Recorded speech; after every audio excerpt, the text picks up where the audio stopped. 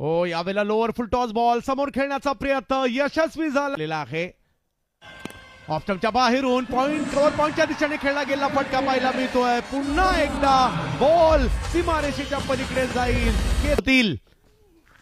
यावेळेला ताकद पाहायला मिळाली. स्ट्रोक सर्कलच्या वरून खेळलाय आणि बॉल सातपुते पुन्हा एकदा ऑफ स्टंपच्या बाहेर पॉइंटच्या डोक्यावरून अप्पर कट खेळला आणि बॉलला सांगितलं जा सीमारेषा पार. त्यावर प्रत्युत्तर हल्ला केला जातो. यावेळेला हेलिकॉप्टर सीमारेषेच्या पलीकडे. स्ट्राइक पे केतन पर नहीं आया. चाहेंगे कि यहां पे एक बाउंड्री तलाशा जाए और लीजिए बाउंड्री मिल गया है. पर स्ट्रोक लगाने का प्रयास, कनेक्शन बेहतर हुआ है और गेंद जाके गिरेगी स्टैंड में. Ketan Mhatre, what a shot, fantastic, fabulous, क्या बात है केतन. और एक और उड़ी है, इसमें भी दूरी है, 6 की मंजूरी है.